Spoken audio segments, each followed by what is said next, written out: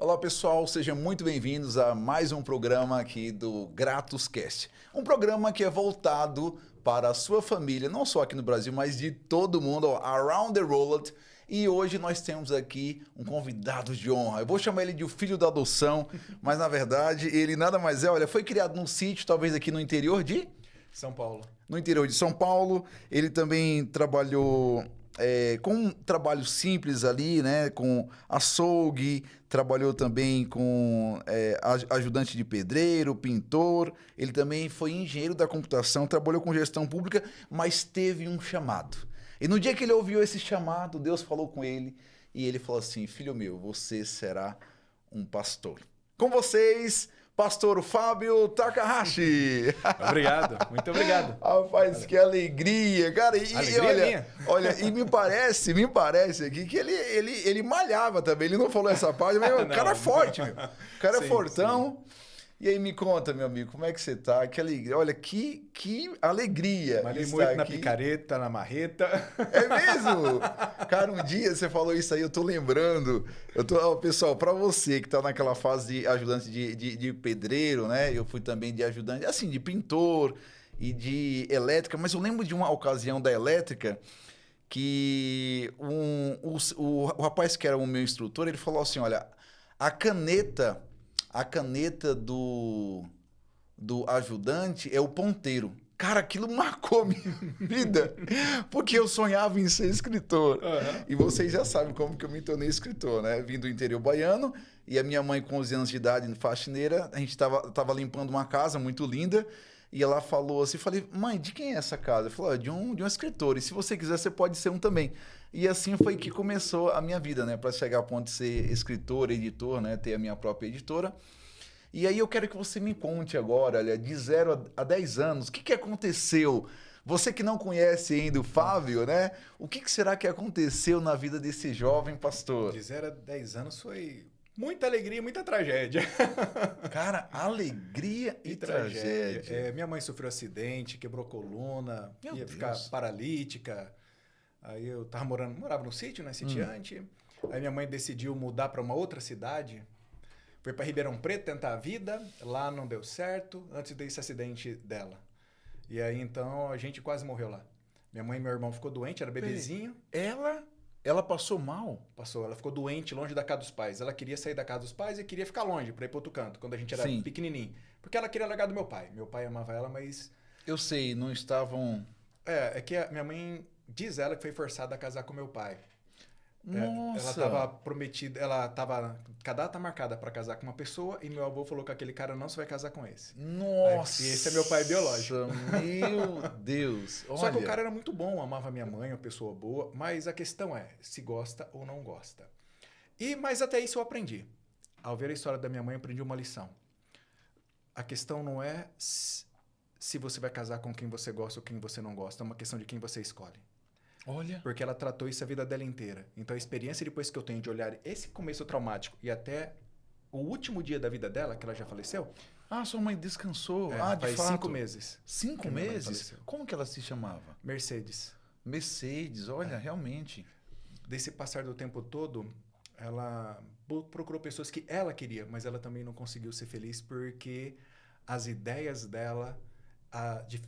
impediam ela de conseguir achar essa felicidade. Então ela tinha que escolher permanecer. Ela tinha um homem bom, ela conhecia meu pai japonês, mais pra frente, quando eu tinha lá meus 11 anos, 12. Só que ela não aprendeu a valorizar o estilo, não gostava. Passou a colocar coisas na cabeça que não deveria colocar. A ideia aqui que eu brinquei aqui é filho da adoção. Isso é em função do que? Do seu pai biológico e que de fato você teve essa adoção? Sim, aí o japonês me adotou. Aí era filho do Walter Rodrigues e passei a ser filho do Rivaldo Minoru Takahashi. Que é esse que... Japonês. Isso, casou com a minha mãe. Que casou com a sua mãe, que foi o prometido do seu pai? Não. Que foi o escolhido pelo pai? Ou foi o que ela amava? O que foi escolhido pelo meu avô foi o Walter. Aquele que ela amava, ela nunca casou na vida dela. Nossa, pessoal, ouve essa história, presta bem atenção. Você que está aí nos entrementes aí, está se preparando para casar. Olha como é que acontece na vida. É por isso que eu dei um alerta. A gente se ilude com certas coisas. É que eu acabei fazendo uma análise da vida inteira e acabei jogando de uma vez só, sem contar o contexto. Mas a minha mãezinha ali, ela prometida para uma pessoa, meu avô não deixou, depois ele contou por quê. Esse camarada já tinha 3 esposas, minha mãe seria a 4ª. Ah, olha só. Naquela época, os mais velhos tinham dificuldade. Meu avô faleceu com 96 anos, ele nasceu em 1920. Então a educação era muito dura e eles tinham dificuldade para explicar as coisas. Sim, Eles então... falavam pro filho, o filho tinha que entender, ó, não é bom, o cara não presta, ele só falou isso, Pronto. mas não explicou os detalhes. Entendi, ele sabia, existia um contexto. Então presta bem atenção, às vezes você que é filho, filha, às vezes os pais têm uma visão que você não teve ainda. Embora eles não consigam, muitas vezes, principalmente os pais, né? A gente é chave para isso. Não consegue usar as palavras que poderiam alcançar o coração. Mas, no fundo, há um fundo, de fato, de cuidado, de segurança. Sim, isso. Era o que meu avô queria. Todos os pais querem o melhor para seus filhos. E você descobriu isso no final. Você não sabia disso, né? Não. Foi no transcorrer da minha vida. Eu fui descobrindo as coisas. Os Deus. amigos do meu pai biológico. Contavam um pouquinho. Começou a contar que eles foram me ensinar que meu pai abriu um monte de empresa e minha mãe não gostava dele, mas queria largar, queria acabar com a vida dele. Ela falou pra mim mesmo depois que fez tudo pra acabar com a vida dele. Queria acabar com ele. Uau! É raiva mesmo. E fez falir todas as empresas dele. E esses amigos que ele abriu, as empresas que ele funcionou com os amigos, me pegou porque você é filho do Walter, ele me ajudou muito, eu vou ajudar você. Aí um me ensinou a trabalhar, fazer móveis, aí eu aprendi a fabricar móveis. Pô, então ele era uma pessoa boa, assim, socialmente falando? Extremamente boa e hiper inteligente. Sério? Hiper inteligente. O Takahashi? Não, o Walter. O Walter. Estamos falando agora do meu pai biológico. Que é o pai de fato, né? Meu pai biológico. Hiper inteligente. Ele montou muitas empresas. O camarada era um gênio para trabalhar com a mão e com empresas, com abrir as coisas. E ele abriu 4 empresas. As 4 empresas eu trabalhei com o sócio dele. Olha! Me chamaram e eles me ensinaram. Falaram, tudo que o teu pai me ensinou, vou ensinar você. Minha e assim fui e nossa. contou as histórias. Eu contei a história. Terrível por quê? Depois que minha mãe largou a criança, meu pai vinha me ver. Minha mãe falou que ele nunca queria me ver. Mas agora eu sei quando ele queria me ver, que ela confessou depois. Quando eu encontrei meu pai biológico quando eu tinha 33 anos de idade. A última vez que eu vi, eu tinha 4 anos. Meu Deus! 4 anos de idade. Como é que foi isso? Porque minha mãe colocou ele para fora de casa. Ele foi trabalhar, e aí uma amiga ligou dizendo que meu pai estava com amantes. Sim. E não era verdade, ele estava trabalhando de construção civil, construindo uma casa, que ele tinha uma empresa de construção civil.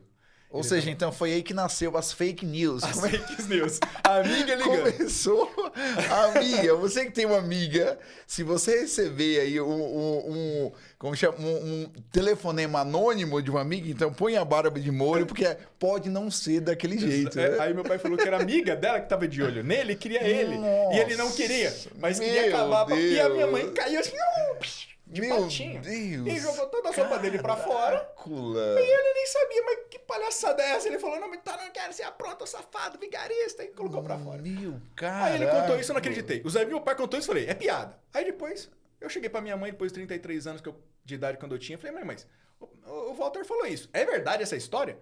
Aí minha mãe disse, é sim. Aquele canalha, começou a contar um monte de coisa. Mas eu falei, mãe, a senhora parou pra perceber o que a senhora fez?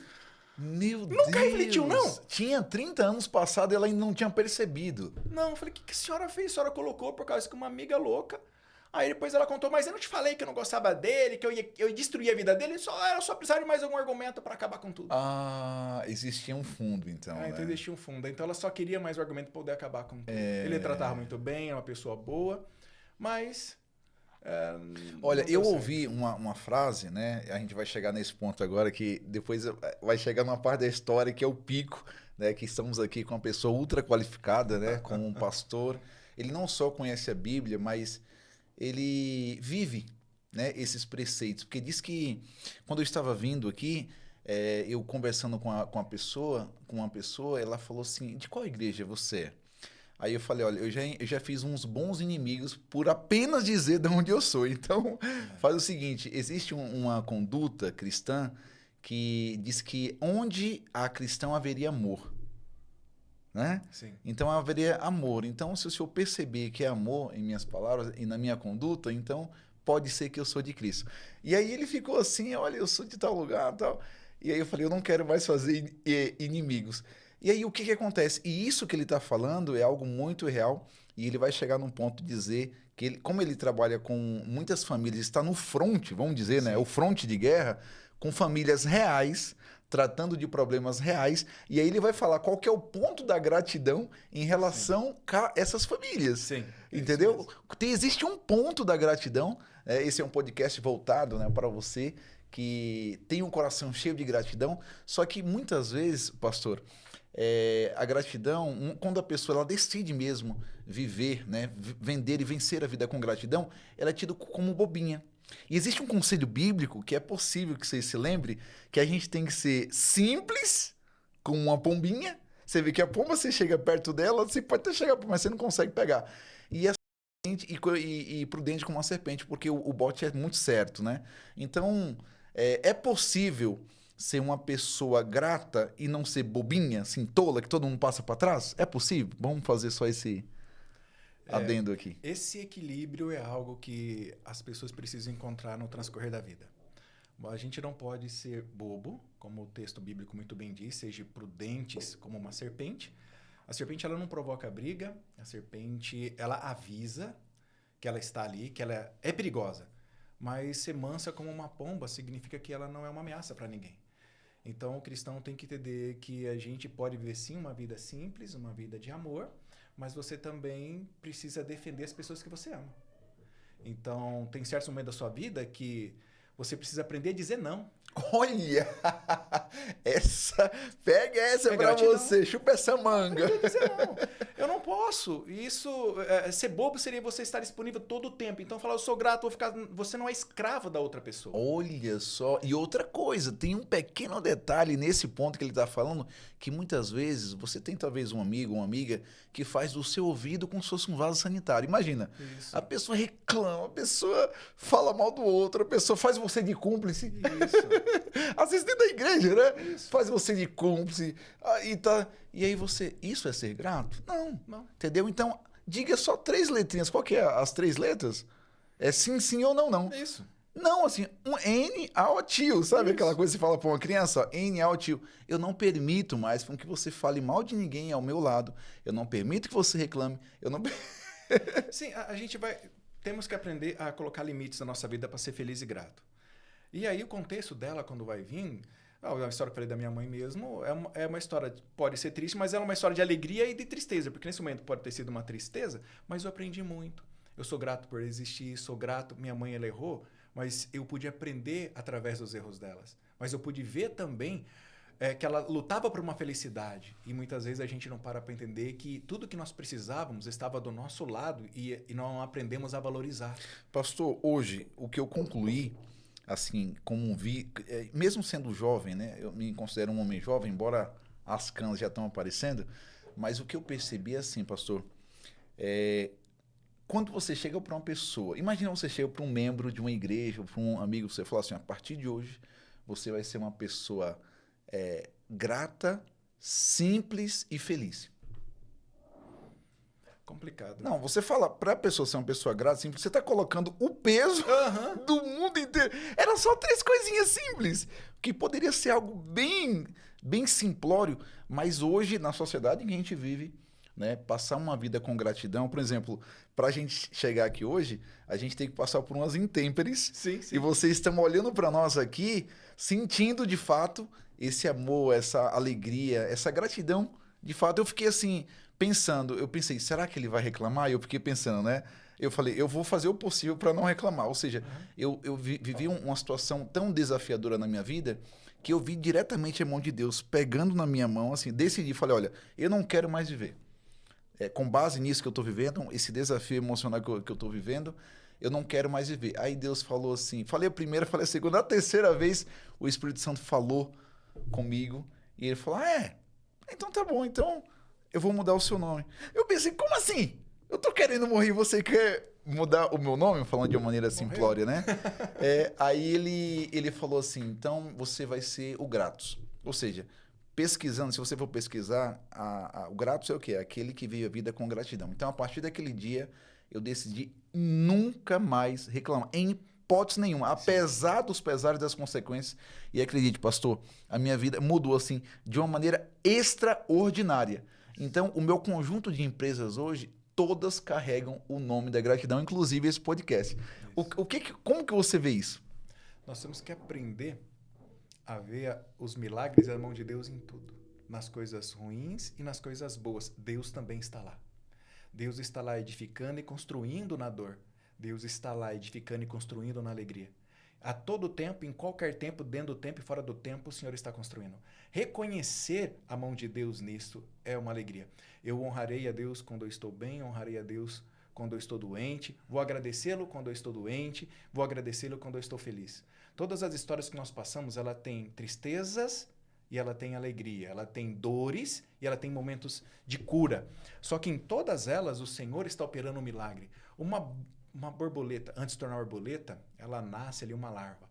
E ela tem que comer muito. E aí ela vai para um casulo. E para sair do casulo, ela tem que sofrer. Se você ajudar uma borboleta a sair do casulo, ela nunca mais vai voar. Ela precisa do sofrimento para voar.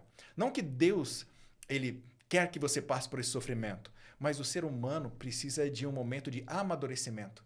E esse amadurecimento, ele não vem herdado por alguma coisa. Você precisa desenvolver o seu pelas suas experiências. Então, a experiência de sair do casulo, ela dói, ela traumatiza, mas ela te dá a força e o sangue para voar. Isso. Agora, fazendo só um adendo dentro disso que ele falou, presta bem atenção. Vamos ver aqui se eu vou errar na dose e vocês que vão me julgar. Já fica com a canetinha marcando aí. Então, isso significa, pastor, que há amigos nossos. Presta bem atenção no que eu vou falar para você não me interpretar mal. Há pessoas no nosso meio que estão passando por certas situações que é considerado desafiadora e que eu, seja ele filho, seja amigo, seja alguém, que eu não posso intervir, porque é uma intervenção diretamente de Deus sobre essa pessoa e eu tenho que permitir com que ele cresça? Como que a gente pode entender isso? Então, a citação bíblica traz duas coisas. Primeiro, cada um carregue a sua cruz. E a outra, que cada um de nós ajude os outros a carregar as suas cruzes. Ou seja, eu posso auxiliá-lo, no entanto, eu não posso passar pelo que ele tem que passar. E também não pode cortar o pedacinho da cruz, porque não lá tem um tamanho, cortar né? o pedacinho da cruz. Eu posso ajudá-lo na minha esfera no que eu posso. Por exemplo, um ombro amigo, um ombro para chorar, um silêncio. A história bíblica, quando conta ali de Jó, os amigos vieram. Foi bom e consolou o coração dele quando estavam calados. Né? Exatamente. Quando estavam calados, eles estavam ajudando muito. A presença ajuda. De repente, um amigo não precisa de palavras. Precisa só saber que tem alguém ali que acredita em você, que confia em você e que está do teu lado, apesar da dor, do sofrimento, da angústia e da tristeza, e apesar das tuas falhas, não te julga. Porque esse é o amor de Deus e essa é a graça. Porque, por exemplo, nesse ponto de vista do julgar, quando, por exemplo, nós que nos consideramos observadores, nós somos chamados a ser observadores, não juízes. Exatamente. Da lei, é isso mesmo ou não? Sim. Então, vamos lá. Se somos observadores e não somos juízes, então como que a gente tem que se aperceber? Bom, eu sou um observador, o meu irmão está precisando de um apoio. Então, beleza, eu vou me aproximar dele e nunca estiver no meu contexto, eu consigo apoiá-lo.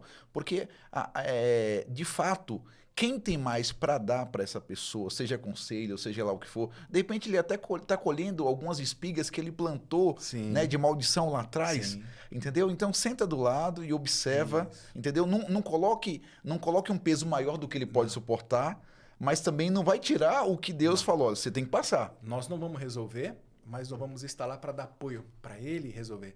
Porque as resoluções não são complexas. Nós só temos que abandonar o orgulho. Se você parar para analisar todos os problemas que nós passamos na vida, a solução está em abandonar o orgulho e aprender a ouvir.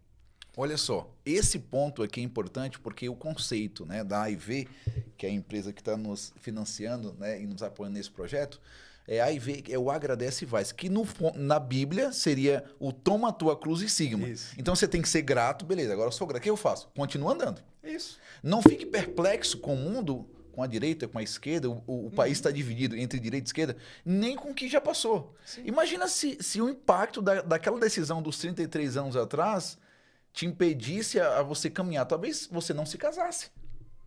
Traumatizado, ficaria cheio dos problemas, pensando um monte de bobagem. Entendeu? Mas não, aprender a crescer. Isso. Então, se de fato a graça ela tem a função que nós pensamos que tem, porque algumas pessoas acreditam que a graça ela tem a função apenas voltada para o contexto espiritual.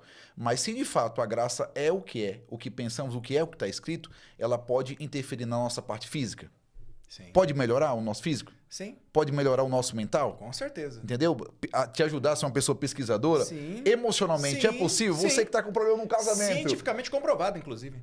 Tá com problema de relacionamento, tá com problema na empresa, que às vezes o problema na empresa é relacional entre os colaboradores.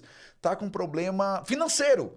Será que a graça consegue penetrar a área financeira? Consegue. Entendeu? E será que a graça... Porque o contexto da graça, beleza, é de salvação. Só que a graça, ela vai... Como não tem como tirar, né? O apóstolo fala sobre os frutos da carne. Não, ele fala... Ah, tá. É a lei do pecado que está na carne. Então, beleza, não tem como sair, beleza. Você é pecador de nascença, não é porque você comete pecado. Então, ela tem que te apoiar, se você ceder realmente a graça, a reduzir o teu nível de orgulho, que ele já citou, aí egoísmo e vaidade. Pastor, o que sobra de um ser humano, dessa pessoa que está nos assistindo agora, se ele aceitar a graça e permitir com que saia dele, olha, que reduza até chegar no pó da terra? Orgulho, egoísmo e vaidade. Tirou isso, o que sobra? Sobra aquilo que Jesus falou, importa renascer, ele renasce. E ao ele renascer, ele vai brilhar.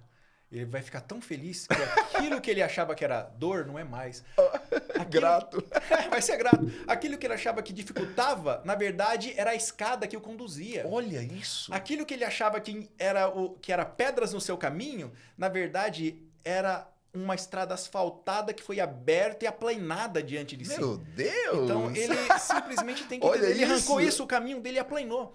Todas as áreas da vida vão melhorar e melhoram de fato. Porque a graça ela é merecida. Eu tenho que aceitar que eu não tenho que merecer. Tem muita gente que fala, eu não mereço, eu não vou dar conta, porque eu não sei. E aqui inventa um monte de adjetivos para si. Mas esquece que o Senhor, Deus da graça, ele morreu por mim. Por isso que vem, bom, já falar a definição do que é de graça, que é uma definição da Bíblia também.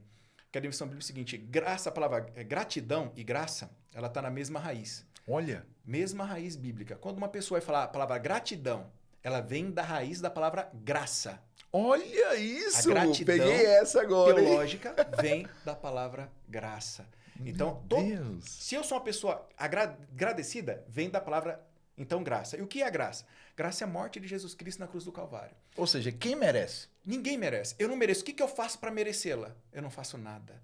Deus, ele me deu. Então, quando eu sou uma pessoa agradecida e eu abandono o meu orgulho, abandono essa minha vaidade, abandono o eu só tenho que aceitar que o Senhor me concedeu dons, a vida, o meu coração bate, ele me quer feliz, não porque eu mereça, porque eu seja bom. Ele está do meu lado quando eu pequei. Falar, Deus não está lá, não. Ele estava lá quando você pecou. Ele viu. Ele viu. Ele viu. Ele estava com você no fundo do poço. Pega essa. Esse Ele é pra estava você. com você a todo momento. E, na mesma forma, estendendo a mão para você. Ele só queria que você acreditasse nele e deixasse de duvidar de você e parasse de olhar para as tuas reais fraquezas e passasse para olhar para as verdadeiras forças que vêm dos céus. Pastor, o que seria ter uma vida de gratidão apesar dos pesares? Ou seja, você vive hoje uma situação talvez de escassez, talvez de dor emocional, talvez você foi abandonado e abandonada. Talvez você está se sentindo hoje, ouvindo esse podcast, está se sentindo triste, desamparada. Como que uma pessoa, pastor, em sã consciência, porque a gente está falando de sã consciência, consegue ter uma vida de gratidão apesar dos pesares, com base em 1 Tessalonicenses 5,18, que ele fala assim, ó, em tudo e por tudo, em tudo dai graça, porque essa é a vontade do Pai em Cristo. Então imagina que o Pai, em Cristo Jesus, ele fala assim, olha, são poucas coisas que ele pede, e uma dessas poucas é a gratidão. Como que é possível isso, pastor? Bom, eu vou explicar contando uma historinha minha mesmo. Bom, contando mais uma aqui, não sei contar muito, mas é assim. Quando eu me tornei adventista, eu fui expulso e deserdado. Expulso? De casa e deserdado. Da família? Sim. Aí eu fui morar na casa do meu tio. Minha avó disse que eu não podia morar lá e na casa de ninguém, que eu estava excluído da família. Tradição católica, coroinha, fiz tudo na igreja católica. E foi uma traição muito grande. Só para entender, minha avó me expulsou e deserdou, minha mãe me expulsou e deserdou, eu fiquei abandonado sem ninguém. Meu pai recebeu um conselho no Japão para poder parar de pegar no meu pé, porque eu deixei de ser cientista e eu queria me tornar pastor. E aí ninguém abriu as portas para mim.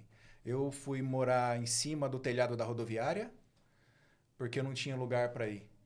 Eu fui comer comida de lixo porque não tinha comida para comer. Eu fui trabalhar, estava trabalhando, e aí eu ia para a faculdade e não tinha ninguém para dar apoio.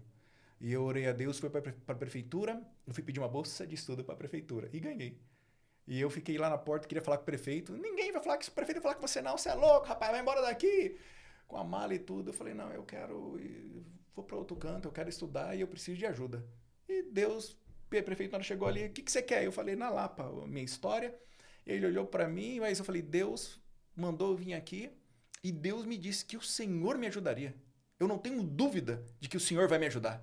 Nossa, meu Deus! Eu não tenho dúvidas. Eu estou aqui com a minha mala para ir para a faculdade ciente que o Senhor vai me ajudar. Porque Deus falou que o Senhor me ajudaria. Meu Deus! Glória! E ele entrou, bateu a porta e nem me respondeu. E deixou lá fora.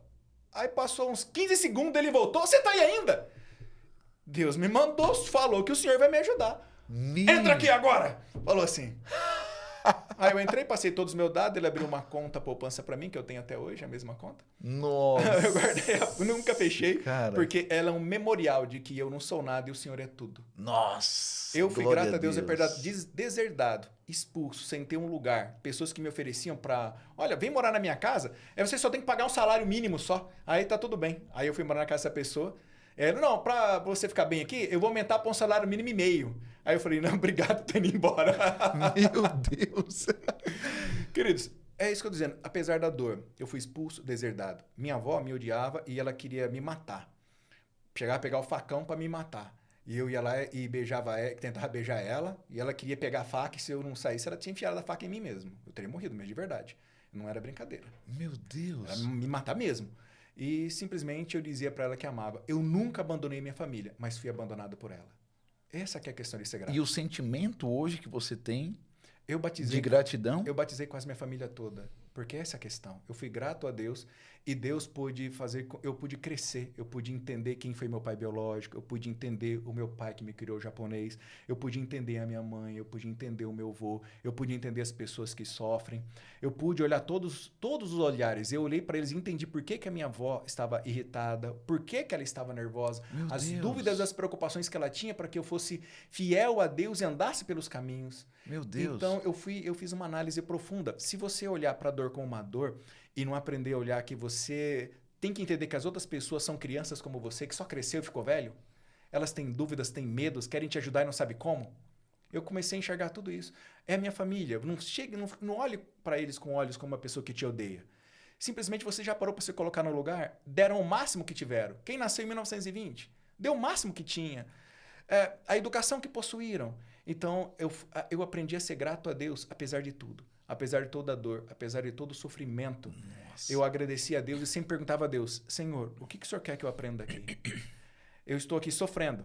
Eu tenho medo. Pastor, você não tem medo? Eu morro de medo. Eu ia falar outro palavrão, mas eu tenho muito medo de muita coisa. Até para vir trabalhar para cá, eu estava com medo. Eu fui trabalhar agora, eu saí da Paulista Oeste, fui trabalhar na Grande São Paulo. Para Paulistana. Eu tinha medo de ir para São Paulo. Eu nem nas férias, quando ia passar por lá, eu nem queria passar. Eu pegar um avião, eu não queria ir para lá. Era algo assim terrível pensar em São Paulo. Eu orei a Deus, falei, Senhor, eu não posso impedir os milagres do Senhor, o que o Senhor quer fazer na minha vida por causa do meu medo. Aí eu orei para Deus e falei assim, Senhor, eu sei que a minha esposa não vai querer ir embora daqui, então ela não tem o medo que eu tenho e a resposta será dela. Eu orei, Senhor, eu vou falar para ela e vai ficar na mão dela. A resposta que ela dizer é a tua palavra. Se ela disser que nós vamos, nós vamos. Se ela disser que eu fico, eu fico. Porque ela tinha passado um concurso, trabalhava ali, ia chamando para a prefeitura, e ela ia sair, ficar desempregada, sem um concurso, que é algo sólido para sempre. E aí eu falei, ela vai dizer não, com toda certeza, e eu vou ficar. Assim eu planejei os meus pauzinhos. E aí? E eu falei, se for contrário, é um milagre. Aí eu falei para ela. Ela simplesmente, a gente orou. Aí depois o senhor, vambora. Aí, peraí, você não vai pensar, mulher? Eu comecei a argumentar com tudo com ela. Argumentei. Ah, já tô cansado. A gente essa vida aí mesmo de peregrina, nunca tem nada. Eu vou perder esse concurso mesmo, você vai ser transferido. Vambora, já que Deus tá mandando ir, vamos. Então, faz o seguinte, presta bem atenção, pessoal. Eu queria fazer, como a gente praticamente chegou ao fim, eu queria fazer um novo convite. eu tenho uma nova data e eu tô vendo que as histórias, elas precisam de uma extensão. Até porque a gente tem uma outra parte da história, que é outro capítulo, que a gente vai estar divulgando, que a nossa cultura e a nossa vontade em relação a servir a Deus no exterior juntos. Sim, não é isso? E a gente vai... Se você topar, aí a gente faz um novo capítulo da gratidão, só que agora de uma forma mais excelente. E eu queria só fazer um agradecimento para concluir. Eu queria agradecer a AIV, que eu agradeço, vai toda a nossa equipe da AIV. Eu queria que vocês se preocupassem com isso aqui, ó. Tire o seu passaporte, porque tem projeto internacional para você ainda neste ano. Quem faz parte da AIV, ele tem acesso também a isso aqui, para escrever o teu livro, que é o livro especial, né, do Agradece Vai. Aqui ele tem toda a estrutura prontinha para você escrever o teu livro e você se tornar um escritor. Nós temos uma série de brindes também, tá vendo? Olha só, olha, tudo faz parte da IV. Olha, esse daqui é o meu pessoal e eu vou te contar por que depois. Nós temos um livro que aqui, pastor, eu conheci esses conceitos que você citou, que gerou esse livro. Esse livro é o Poder da Alta Confiança, né? Que quando você aceita a graça, então você tem que imaginar que ela vai adentrar, fazer com que o orgulho, egoísmo e vaidade se abaixe. O que sobra? Gratidão, respeito e confiança. Se você pega isso e coloca aos pés do teu Salvador, a resposta de Cristo para você, eu dei esse nome, que é o que aconteceu com o leproso, o que aconteceu, né, com a mulher lá do fluxo de sangue e todas mais. Mas, no fundo, é o que o senhor citou, né, que é a gratidão em vários formatos. Tem aqui também o livro de Como Não Desistir da Vida, do homem que superou tudo, né? Vários problemas de saúde durante 20 anos, 3 câncer, coma, herpes zoster, Covid, e ficou vivo. E hoje ele agradece a Deus, é um dos nossos escritores. O Poder da Logística da Vida dos Negócios, como você se organizar, né? E fazer com que essa organização funcione em sua vida, né? De uma forma muito mais ampla.